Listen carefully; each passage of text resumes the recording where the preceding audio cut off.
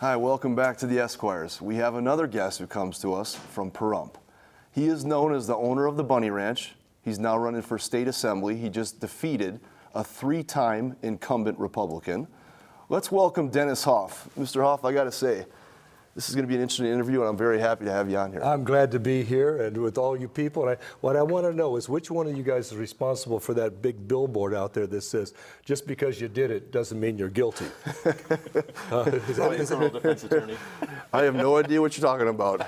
So, Mr. Hof, if you don't mind, we have some questions for you. Judah, why don't you start us off? Well, a couple questions for you. First off, you had mentioned in some of your prior interviews that you can't be bought off, right? And so my question to you is, you've already campaigning, you're entering another more competitive campaign. Do you fund your campaign yourself? Do you take any outside money in? Absolutely. I took no outside money, small money, $10, $20, $50, $100. That was it. I refused to take the special interest money because that's the reason that I'm running. You know, I was so mad when we all voted on the margins tax and said 80% of Nevada said, no, we don't want it. And then our rhino governor paints it another color, calls it something different, adds some benefits, money for the kids. How can you say no to the kids? Right. And they slammed through the largest tax increase in Nevada's history. So I went to my friends. I went to Tucker Carlson, who wrote a chapter in my book, Grover Norquist, Americans for Tax Reform, the tax fighter of America, and my buddy Roger Stone, and they all said the same thing. If you don't like it, change it, run for office. And it just kind of grew and grew, and people thought it was a media stunt to start with. But when I took out a 3-time incumbent that's a ranking member that controls their PAC, the whole establishment just stood up and said, whoa, what are we going to do now? Right. I mean, you have substantial wealth to a certain degree, right? You've been very prosperous. You've done well in TV and also business.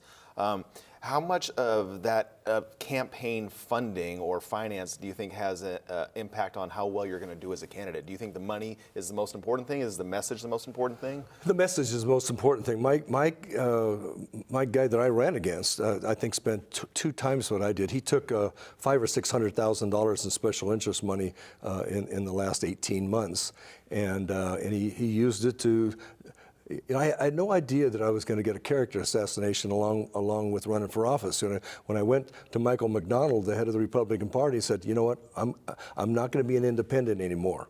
I was always that guy that I didn't want to irritate anybody. I want the Democrats' money, I want the Libertarians' money, I want the Republicans' money, so I didn't want to get into any of that, right? And but I'm coming out of the closet, and I'm going to be the rhino hunter. I'm going to get these rhinos. If you voted for that commerce tax, I'm putting my money, my celebrity, my notoriety, my friends, all against you, because I think you all deserve to be fired. You're all hypocrite, pay-to-play politicians, and that's what's wrong with the system now. So you don't think the tax money is benefiting the people as a whole? You think it's benefiting those people who were already established? Well, yeah. I mean, the commerce tax is just the worst thing to ever happen to it. And people say, well, it only affects businesses that have $4 million a year in business. Well, no. Try looking at your cell bill. Try looking at your license plates when you get them. It's everywhere. I think it put about $700 onto every average Nevadan and a couple $1,000s on people with upper incomes. So I would assume then you probably have a negative feeling about PACs and their involvement in politics also then. Well, I do, and I just formed one, but I do have a bad feeling about it because they're able to funnel just tons of money for the wrong reasons.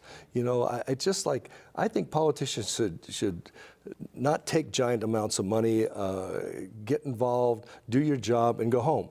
Career politicians are one of the worst things I think's ever happened to our country. These guys in there 30, 40, 50 years, they start off, they were a school teacher, and when they leave Congress 40 years later, they're worth $25 million.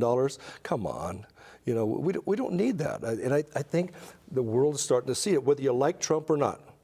We got to say that what he's doing has been working, and the fact that they can't buy him and they can't boss him around has been an advantage. And I wish more presidents had been like that. Do you have a thought process, and if and when you win, would you have a thought process on how long you'd stay in that position? Because you had mentioned, career politicians, we don't want them. Right. How long do you think you'd stay in office? Well, I achieved my goal. I knocked out, there was 13 of these tax hikers, and all of them are gone. One of them, Tax Hike Mike Roberson, is running for lieutenant governor, and Hambrick is still there. But all the rest of them are gone. So I achieved my goal. I took out the guy that looked us right in the eye in Nye County and said, I won't raise your taxes, and then raised your taxes 29 out of 32 times. So everything I've ever done seemed to grow. When I started as a kid with gas stations, I ended up with 11 of them, a garage, towing companies. It just grew. When I got into real estate, it's the same thing happened. It just grew. When I bought a brothel in 1992, I thought, this is what I want. This is it. And now then I own 7 of them. So it keeps growing. So I hope I don't get like that with politics. Right. It's a new chapter in my life where I hope to give back to Nevada, get in there, get it done, and then turn it over to other people that can do the job that can't be bought. That's my trouble with politics is just the buying of America, and they're selling all of us voters out. I don't like it. Right, and if you don't want to be bought, then you have to finance it yourself, which is essentially what you're doing, because otherwise you can't compete. Right. That's what it sounds like. Well, they're all coming out to me now and wanting to help me clean up my campaign debt and all that. So, but whether they give me any money or not, it's not going to change the way I make a decision. I might answer my phone a little quicker, but that's about it. I want to ask a couple questions about your business, the one that you're most famous for, the Bunny Ranch. As far as I know, right, prostitution is illegal federally, correct? Correct. Okay.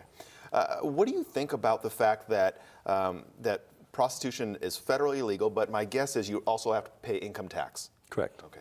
Do you think that's the epitome of taxation without representation? Essentially, what we had the Tea Party for? Yeah, it is, and it's interesting the same way with the weed business. Correct. It's we've seen where it works. I mean, the weed dealers, the illegal weed dealers, for the most part, are gone. They've all shifted into heroin trafficking and underage sex trafficking. So that's the reason that I voted for recreational, was that I want the criminals out, because we all know prohibition doesn't work in anything. Okay, so yes, it is kind of interesting that we've got a business that's illegal federally, along with marijuana, but we still got it in the state of Nevada. But Nevada's about freedom. I moved to Nevada 42 years ago. Freedom to gamble 24 hours a day. I don't gamble. Freedom to drink 24 hours a day. I don't drink. Freedom to carry my gun. I always carry a gun. Freedom to smoke anywhere you want to smoke, basically. And I smoke a cigar once in a while.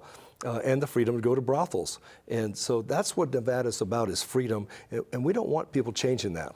It's a very libertarian outlook that we have here. And the district I am in is Republican, predominantly Republican, but it's a libertarian Republican. It's a red libertarian streak. Smaller government, low taxes. Don't bother me about these social issues. I don't care who sleeps with who. I don't want to talk about marijuana. I don't want to get into the other social issues. Very good. One other question about your business that I think a lot of people are just curious on. You own the brothel.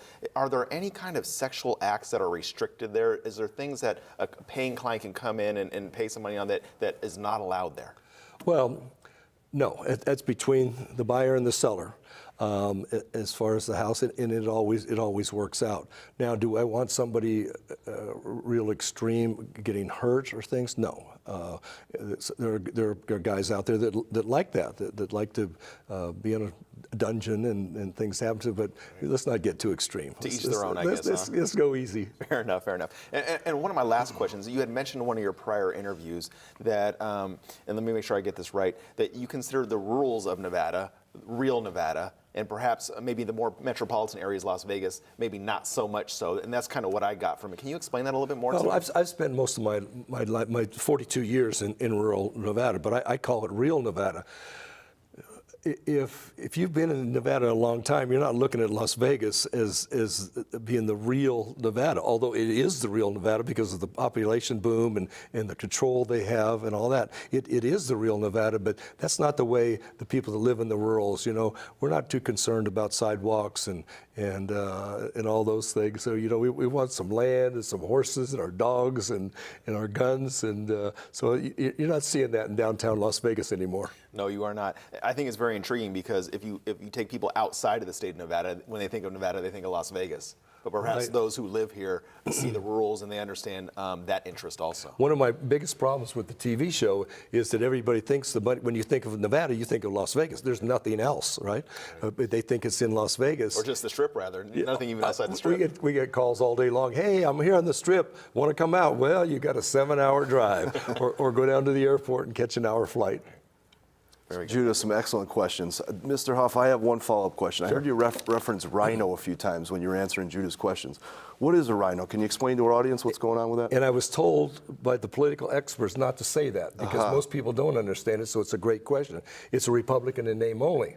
And it's somebody that runs on small government, low taxes, but then goes in and does just the opposite. I look at that as a rhino, and I had billboards in southern Nevada with me with the safari outfit, with the AK.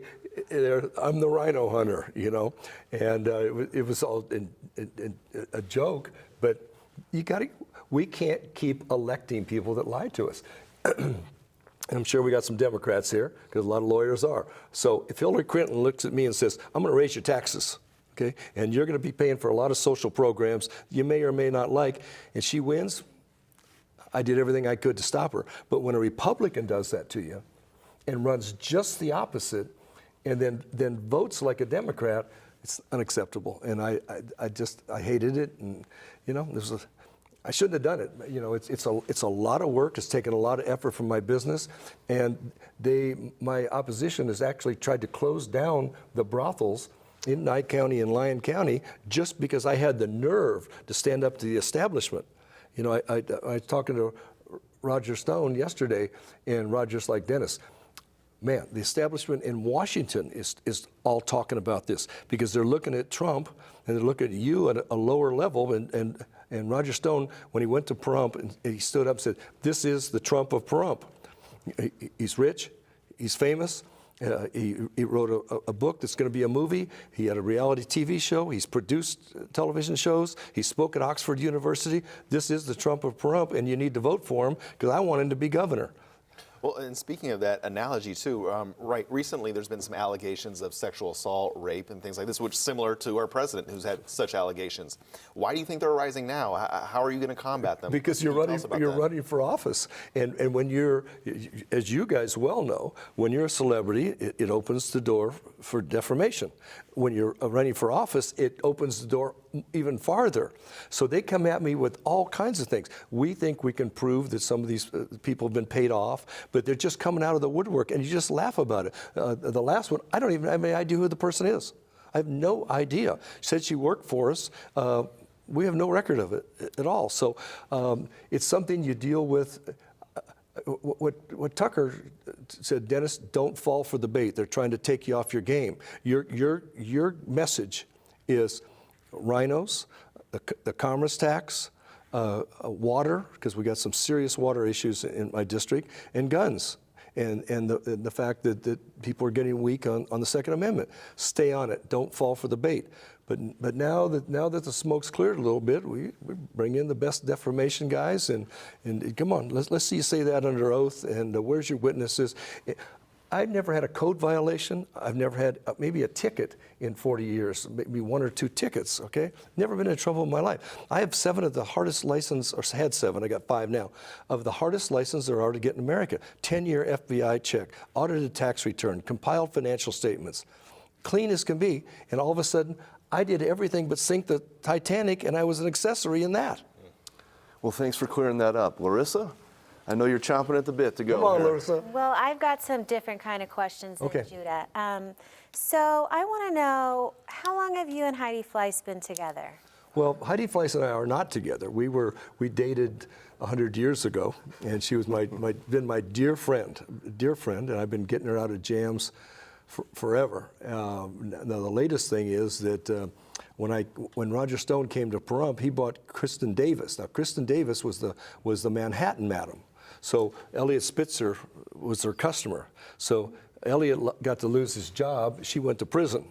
So her and Heidi now want to buy one of my places and have their own brothel. But Heidi and I have been friends. You know, when she did Celebrity Rehab, afterwards she threw it out there we were going to get married. But that was never, I said, what are you doing? She says, I need some media exposure. Well, you're getting it. Everybody's kicking my door in, but we're the best of friends.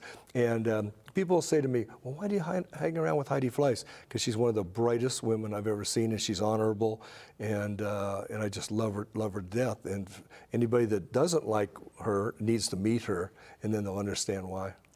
Sure. So if you sold one of your brothels to her, do you think she would become competition, or would it be more like cooperation and kind of working together in that market? I would help Heidi, and I would help. I just took a real liking to this Kristen Davis, who's a very close friend of Roger Stone's, and I would help them be successful if that's what they want to do. You know, I'm kind of moving into another phase of my life, into politics.